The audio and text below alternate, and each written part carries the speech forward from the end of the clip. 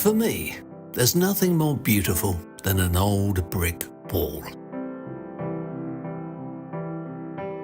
Those crumbly bricks have seen it all. They're survivors.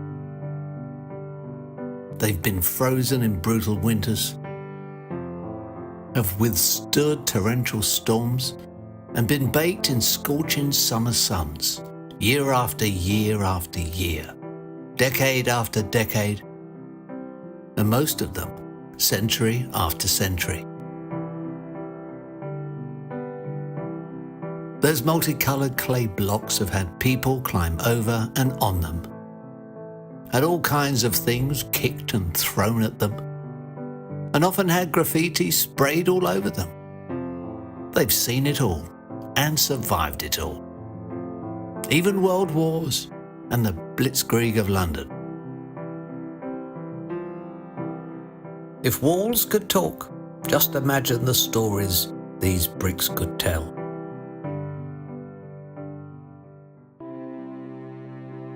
Bricks are our history.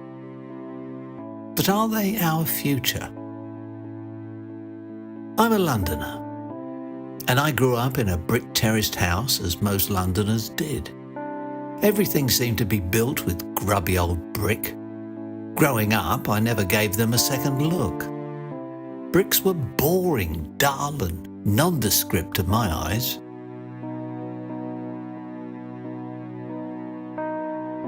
But it was my mother and her remarkable paintings that taught me to look through the ugliness of a dirty brick and see the true beauty of bricks.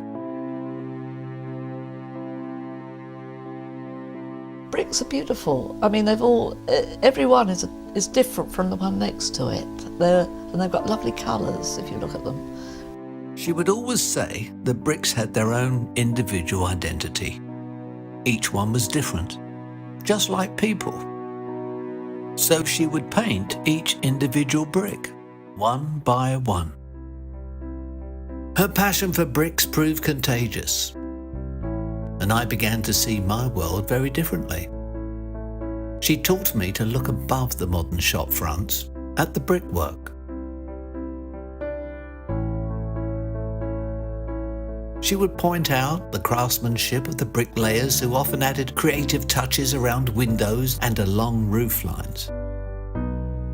I'd never noticed any of this. It was only when I looked more closely at her paintings that I began to understand and appreciate what she was pointing out to me. I began to see that a brick was far more than just a rectangular block of clay. Each one was a slice of history.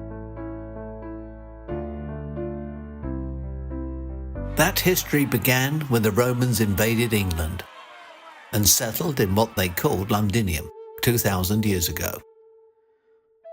Those clever Romans brought their brickmaking and brick building skills and techniques with them way back in 43 AD. And for the next 400 years, they constructed brick walls, brick public buildings, and private brick houses.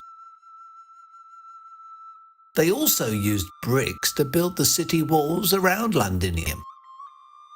And some parts of that wall are still standing today, testament to their construction skills. It seems ironic that the Roman Empire would crumble long before their brickwork ever did.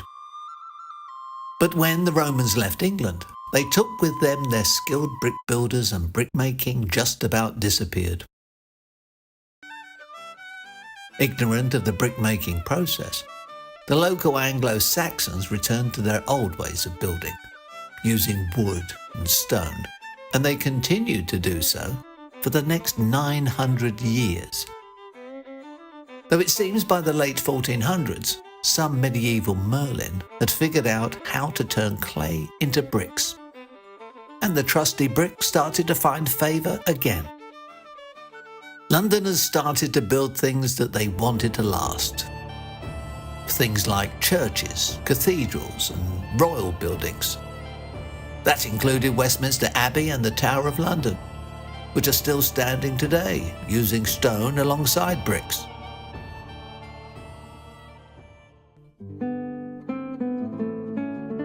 And bricks really enjoyed a renaissance during the time of the Tudors.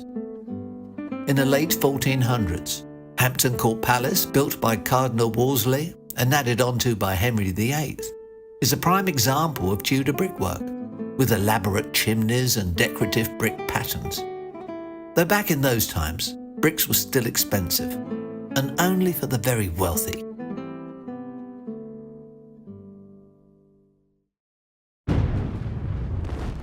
That was until 1666, which changed everything. The Great Fire of London really changed the urban landscape, destroying much of the medieval wooden city. It prompted a serious shift towards brick for its fire-resistant properties. It resulted in the Rebuilding Act of 1667, which mandated that all new buildings in London be constructed of brick or stone.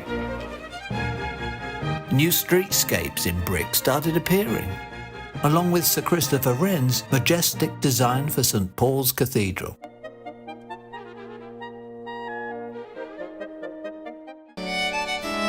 (1714) rolled around and George I was crowned king, which marked the beginning of the Georgian period in British history.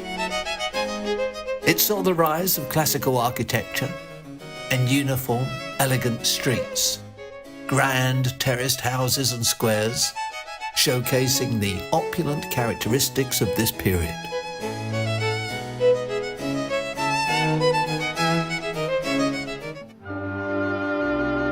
But it was when Queen Victoria took the throne that bricks really hit the big time. The Victorian era kicked off with the Industrial Revolution now in full swing. There were huge advances in brickmaking technology. Powerful steam machines could now make bricks quickly and efficiently.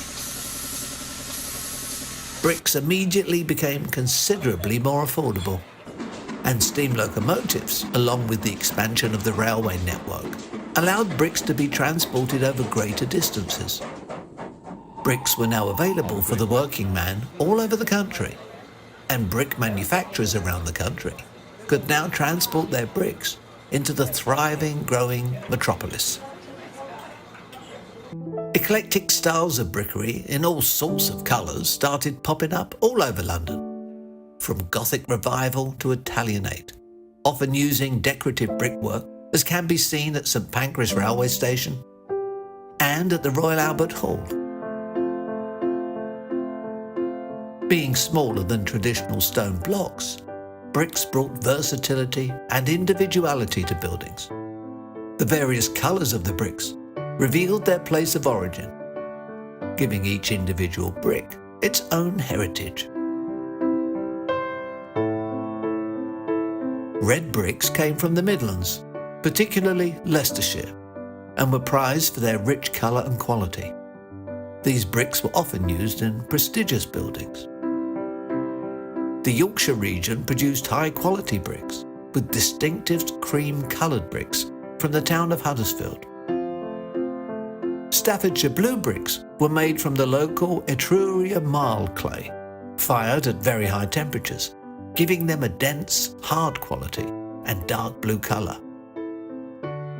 The Midlands and the North West produced brown bricks, found in areas with clay that contained more organic material and manganese. Bricks from Suffolk and Lincolnshire were produced using clays with lower iron content but higher lime content. This produced bricks in lighter shades of cream and buff. And, of course, London had its own local brickworks, producing bricks with London clay, a characteristic yellowish-brown brick known as London stock, and widely used in residential and commercial buildings. Then there were the specialist brickmakers, who added decorative bricks. Companies like Dalton and Company in Lambeth, which sadly closed in 1956, but fortunately, the beautiful example of the brickwork of their own building can still be admired today. The Victorian era's architectural diversity and technological advancements in brickmaking certainly left a lasting legacy on London, creating many iconic structures and giving the city a personality of its own. But that was then. This is now. Today, architects design buildings to heights that Victorians could only dream about.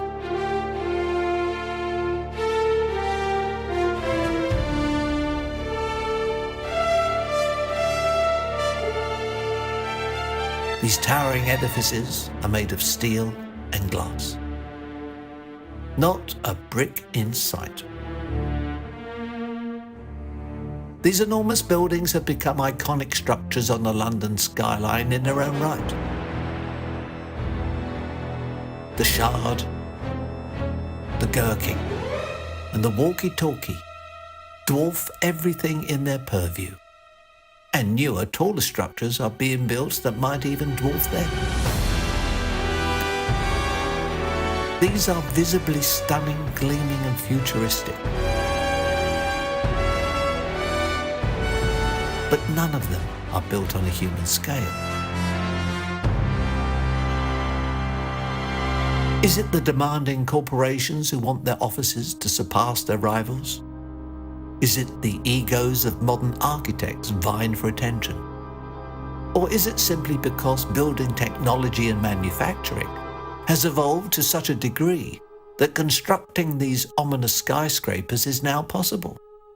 So, why not? Go big or go home seems to be the mantra of today.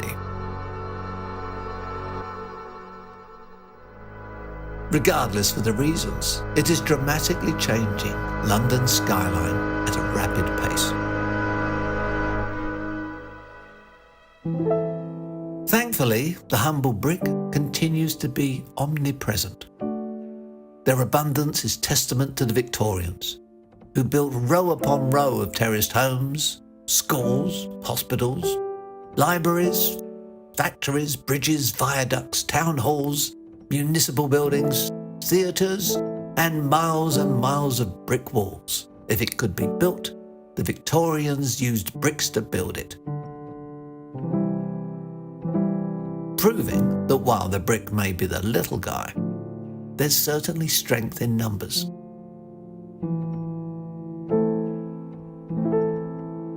This proliferation of glass and chrome buildings today might overshadow the diminutive bricks they lord over.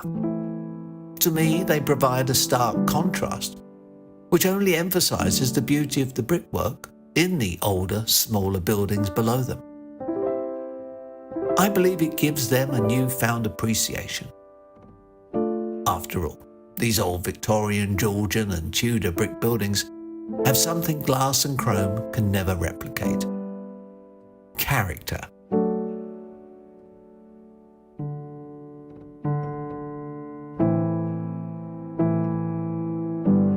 And they have that character because they all age in their own way.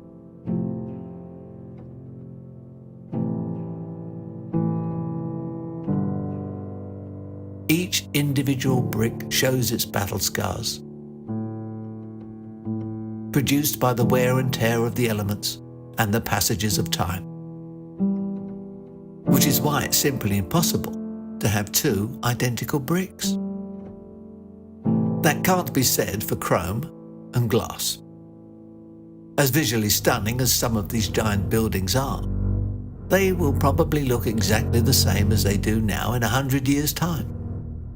That's assuming they are even still standing. But bricks haven't gone just quite yet. Actually, bricks remain a popular choice in London, with new developments often integrating modern design with traditional brick aesthetics.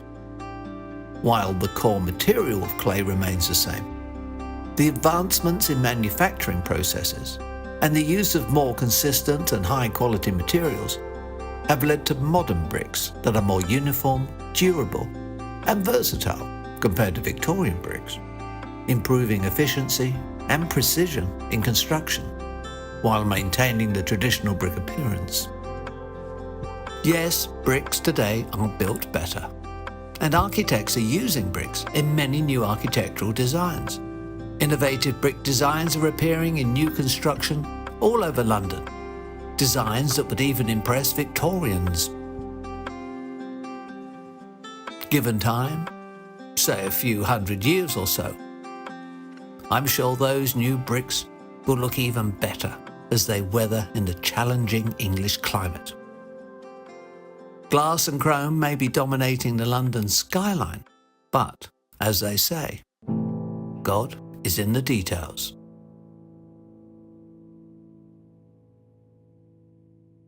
Thoughts on a brick wall. A brick wall can be likened to society. The ones at the bottom are grimy and close to the earth, but keep the ones at the top in their elevated position. Without the underlings, the elite could not have a place in the sun. Bricks, like people, owe their colour to their place of origin. In times past, a town was built of its characteristic brick colour. But nowadays, bricks, like people, emigrate. And it's nothing to see a Leicester red or a Staffordshire blue rubbing shoulders with a London yellow. A brick must, if it's to keep its position, fall into line with the rest of its fellows. It is surrounded on all sides by many like itself, and yet each is different. Although part of the wall, like each individual, is part of society, each is an island surrounded by mortar. Yet paradoxically, it's true to say that that which keeps us apart also keeps us together. I'd rather see an old brick wall with all its flaws, rather than a slab of polished granite, gigantic sheets of glass, or humongous panels of steel any day of the week. But then, I'm old-fashioned, just like bricks.